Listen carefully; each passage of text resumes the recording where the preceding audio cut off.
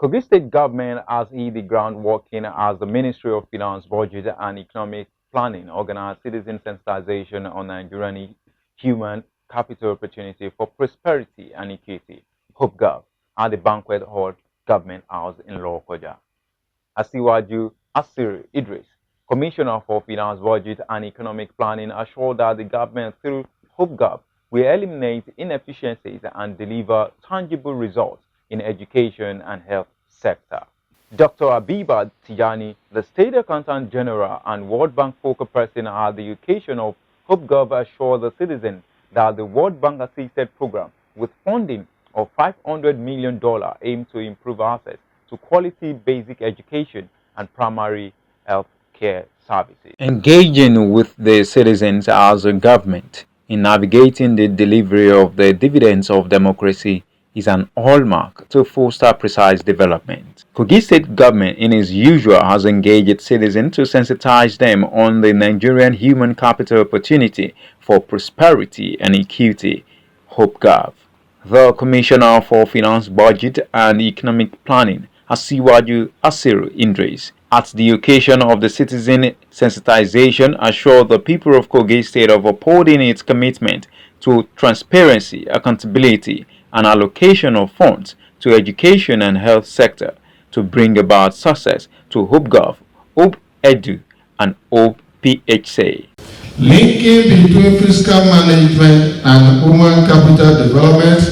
As Commissioner of Finance, Budget and Economic Planning, I understand that effective financial governance is the backbone of sustainable development.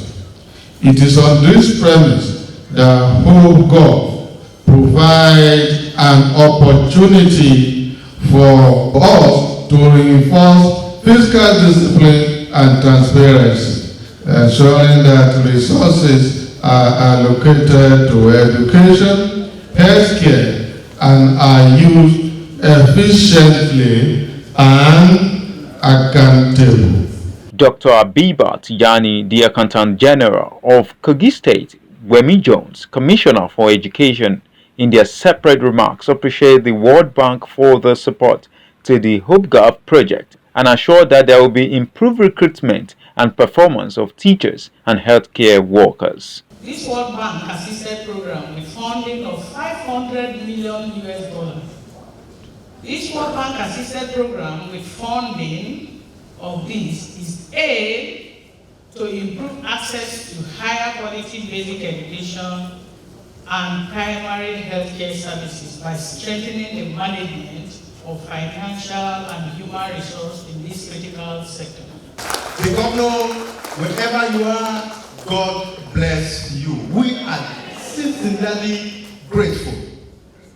Let me also thank the World Bank. The World Bank recently onboarded Kogi State as a beneficiary of Agile. But through this Hope-Gov, they are now coming down to the basic. Because if we get our basic education right, we have gotten education right permanently.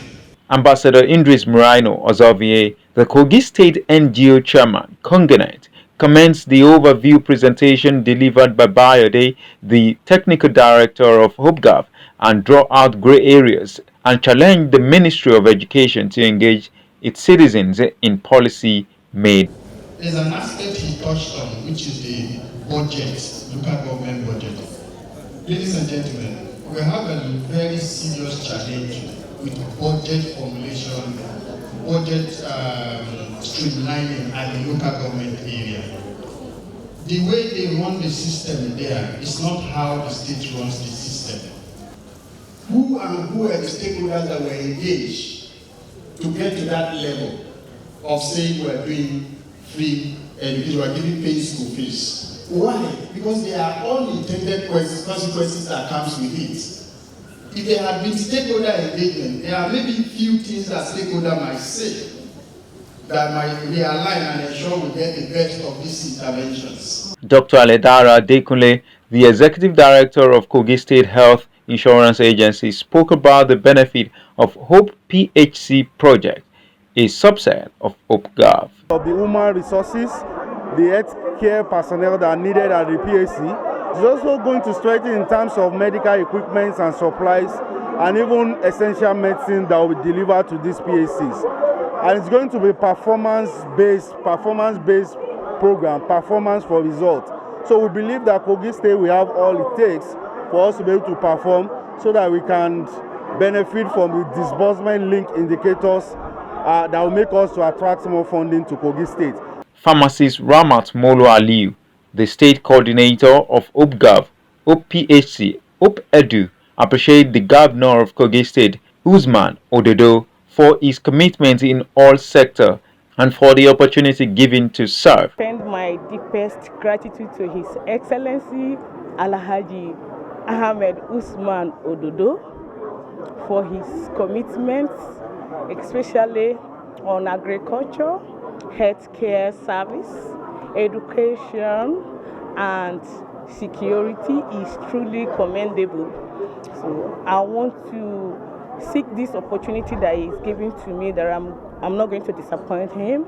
We are going to take Kogi State to the nearest height. Asiru Idris also spoke on what the citizens should expect in the educational sector. We are doing innovation, and we are also bringing in more teachers. About 2 years ago, we employed teachers, but those are not enough. We still need to employ more. So we're in the process of engaging more teachers. So at the end of the day, it's expected that in each of our schools, in all our schools, there should be enough teachers. Not just teachers, there should be enough teaching aids and also materials. So those are the expectations to ensure that that gap is covered. Citizens from different walks of life engage in questioning, suggestions, and provide solutions to issues of concern with response from the Commissioner for Finance, Asiru Idris. I am Abiodun Sadiq reporting for MLC TV.